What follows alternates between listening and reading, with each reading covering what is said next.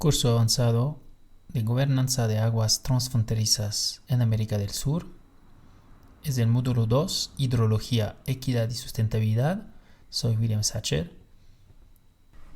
Estamos con la sesión 1.3, Iniciación al manejo del modelo YACU. El modelo YACU es un modelo hidrológico conceptual en base a reservorios. No les voy a pedir entender los cálculos que se hacen con esa hoja Excel. Lo que realmente voy a pedir que ustedes mínimamente entiendan es la ventana aquí presente a la izquierda con toda esta tabla en donde se enumeran las características de la cuenca hidrográfica y las características meteorológicas. Además, por supuesto, de los dos gráficos que aquí encontramos. De manera adicional, les voy a pedir que entiendan mínimamente en qué consiste esa parte de la tabla que dice lluvia e infiltración. El modelo YACU va a representar con este gráfico, concentrémonos en primer lugar en el gráfico de la izquierda, la evolución de un caudal con ese gráfico en azul en función del tiempo. Además, vamos a tener un yetógramo que va a estar representado en anaranjado. Veamos un poco cuáles son las características de la cuenca que representamos en este modelo. Primero tenemos de manera bastante simple la superficie de la cuenca. En este caso consideramos una cuenca hidrográfica de 500 kilómetros cuadrados. Podemos tomar en cuenta además la pendiente promedio, en este caso 7%, una cuenca hidrográfica bastante empinada. Viene después dos coeficientes K y μ que no les voy a pedir entender a cabalidad. Lo único que quiero que entiendan es que μ y K juntos dan cuenta de el tipo de suelo y de subsuelo que compone la cuenca hidrográfica. Todos estos valores son definidas en promedio sobre toda la cuenca considerada. Nuestro modelo es un modelo conceptual que no va a permitir alcanzar, escribir con precisión características específicas que va a tener una parte u otra de la cuenca hidrográfica considerada. Tenemos luego un parámetro muy importante que va a ser el parámetro de infiltración. Ese parámetro de infiltración va a representar la capacidad de infiltración que va a tener el suelo considerado. En promedio vamos a tener una capacidad de infiltración de 1 milímetro por paso de tiempo considerado. Les voy a pedir dejar de lado el coeficiente de potencia de infiltración que hemos seteado a 0 para fines de simplificación. Tenemos luego dos tiempos, un tiempo de transmisión y un tiempo de infiltración. Van a representar los tiempos promedios que le va a tomar una gota para correr en las escorrentías de superficie desde el lugar en el cual cae en la cuenca hidrográfica hasta el punto en el cual estamos midiendo el caudal. En el caso del tiempo de infiltración, lo que vamos a medir es el tiempo promedio que le toma a una gota que cae sobre una vertiente y que escoge el camino, si quiere escoger, ¿no?, entre comillas, el camino del subsuelo para infiltrarse, correr en las vertientes del subsuelo, digamos, y unirse al río para llegar al punto en donde estamos midiendo el caudal. El caudal inicial va a representar un valor promedio climatológico, si quieren, del caudal del río que estamos considerando. Luego tenemos otros valores. En primer lugar, la evapotranspiración, que va a representar en porcentaje la proporción de la lluvia que cae, que va a ser devuelta a la atmósfera en forma de evaporación o de transpiración. En este caso tenemos que el 66% de el agua que cae bajo va a ser devuelta a la atmósfera con este fenómeno de evapotranspiración. Tenemos aquí una posibilidad de considerar que tan solo una proporción de la cuenca va a ser afectada. Entonces, con este factor que tenemos aquí, bueno, aquí he puesto 3, lo cual quiere decir que tan solo una tercera parte de la superficie de la cuenca hidrográfica en cuestión está sometida a precipitación. Bueno, podemos cambiar eso, podemos poner 1, lo cual implicaría que la integralidad de la cuenca hidrográfica está sometida a la precipitación. Si ponemos 5, va a querer decir que tan solo la quinta parte de la cuenca hidrográfica va a recibir precipitación. Bueno, eso es para de algún modo representar el hecho de que la distribución de la precipitación sobre una cuenca hidrográfica no necesariamente es homogénea, más aún cuando estamos con mucho relieve, lo cual a priori es el caso de la cuenca que estamos considerando si es que la pendiente promedia es 7%. Para terminar tenemos ese último valor que en este caso es 300, que va a representar el paso de tiempo. Ese valor va a ser definido por los aparatos, es decir, los pluviógrafos, de los cuales vamos a recibir los datos. Si nuestro pluviógrafo tiene una frecuencia de medición de 1 hora, vamos a tener un paso de tiempo de 3600 segundos. Si nuestro pluviógrafo, como es el caso en nuestro ejemplo, tiene una frecuencia de medición de la lluvia que cae de 5 minutos, tenemos un paso de tiempo de 300 segundos. En otras palabras, nuestro paso de tiempo lo podemos fijar en función del tipo de aparato con el cual vamos a recibir la información sobre la lluvia que ha caído. Aquí, en la parte rosada de la tabla, encontramos la definición de la cantidad de lluvia que cae según los pasos de tiempo considerados. Entonces, en nuestro caso elemental, vamos a tener que en el tiempo 0 ha caído 0. Luego, en el primer paso de tiempo, es decir, durante los primeros 5 minutos que estamos considerando, va a caer 5 milímetros de agua. Entonces ha caído 5 milímetros durante 5 minutos. Y después vemos que no cae nada de lluvia. Entonces tenemos, si quieren, una lluvia bastante intensa de 5 milímetros que cae durante 5 minutos y luego nada. Nuevamente es una lluvia elemental, si quieren, que nos va a permitir apreciar el comportamiento de la cuenca en primer lugar, podemos jugar, si quieren, con el parámetro de infiltración. Ese parámetro lo podemos fijar a un valor de 3 milímetros. Cuando tenemos un valor de 3 milímetros, ustedes pueden ver que nuestro caudal, cuyos valores se leen en la parte derecha del gráfico, nuestro caudal pico alcanza un valor de casi 30 metros cúbicos por segundo.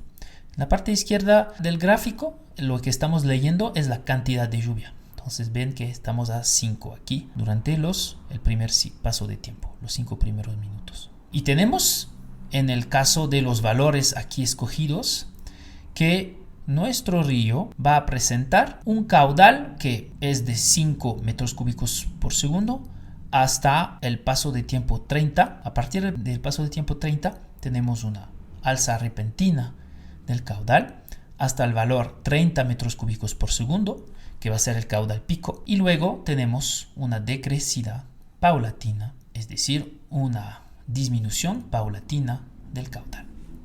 Ustedes saben muy bien que si nos paramos frente al río en un punto dado de la cuenca, es decir, bastante aguas abajo, posiblemente justo antes de la unión del río considerado con un río más grande, en este caso podríamos observar un caudal de 30 metros cúbicos por segundo. Y vamos a tener tan solo un pico alcanzado después de 30 pasos de tiempo. Miramos ahora qué pasa si es que por alguna razón, por ejemplo, cambios de uso del suelo dentro de la cuenca hidrográfica, cambia la capacidad de infiltración del suelo y pasamos de 3 milímetros a 1,25 milímetros. Ven que nuestro hidrograma, es decir, la descripción nuevamente del caudal en función del tiempo, es decir, la descripción de nuestra crecida asociada a la precipitación de 5 milímetros que cayó durante 5 minutos, pues ese hidrograma cambia de forma. Tenemos ahora un hidrograma que presenta dos picos. Un primer pico que interviene después de aproximadamente 10 pasos de tiempo, una decrecida y luego nuevamente otra crecida y nuevamente otra decrecida. El caudal pico alcanzado es un poco menor al que alcanzábamos antes, pero tenemos dos picos y eso ya pues cambia el patrón de la inundación que va a provocar. Ahora fijémonos en el gráfico de la izquierda y miramos los gráficos de colores gris y anaranjado. El gráfico de color anaranjado representa cómo se comporta el reservorio subterráneo y el gráfico en gris representa cómo se comporta el reservorio de superficie. Entonces aquí vamos a tener que el primer pico claramente va a estar asociado al reservorio de superficie. Es decir, el primer pico de la crecida va a estar asociado a la escorrentía de superficie, mientras que el segundo pico va a estar asociado a la escorrentía subterránea. Claramente se ve estas dos contribuciones aquí gracias a la contribución de los dos reservorios. ¿Qué pasa ahora si es que tenemos una intervención más importante aún en la cuenca hidrográfica, un cambio, tal vez una artificialización del suelo más intensa aún. Y que en vez de una capacidad de infiltración de 1,25 pasamos a una capacidad de infiltración de 1. Vemos cómo cambia nuestro hidrograma. Vemos que nuestro caudal pico ahora está casi cerca de 40 metros cúbicos por segundo. Mantenemos un patrón de crecida de 2 picos. Un primer pico, una decrecida, un segundo pico, otra decrecida. Sin embargo, con esa degradación, si quieren, esta artificialización o este cambio en la capacidad de infiltración del suelo, lo que tenemos es un aumento del valor máximo del caudal alcanzado. Eso inmediatamente se va a traducir en el aumento del nivel del agua máximo que va a alcanzar la crecida y por lo tanto va a afectar partes más amplias, más extensas de las orillas del río. Y ahora vemos qué pasa si es que afectamos la cuenca hidrográfica en su capacidad de evapotranspiración. Por ejemplo, si es que en algún lugar de la cuenca estamos talando árboles y por lo tanto reduciendo la capacidad de evapotranspiración del suelo considerado. Y vamos a pasar de 0,66 a, por ejemplo, 0,55. Es decir, si bien antes teníamos una evapotranspiración del 66%, ahora tenemos una evapotranspiración de tan solo 55%. Vemos qué pasa. Mantenemos una crecida que se presenta con 2 picos. Sin embargo, como ustedes pueden ver, el caudal pico asociado a la escorrentía de superficie alcanza ahora valores superiores a 60 metros cúbicos por segundo. Es decir, la afectación a la capacidad de evapotranspiración a raíz, por ejemplo, de la tala de un bosque presente en la cuenca hidrográfica, aguas abajo, se traduce inmediatamente en valores mucho más importantes del caudal pico alcanzado. Respecto a la situación inicial, ven que hemos casi duplicado el valor del caudal alcanzado. Eso se va a traducir nuevamente, inmediatamente, en términos de niveles de agua alcanzados aguas abajo y va a tener consecuencias inmediatas por sobre las áreas inundables en las orillas del río.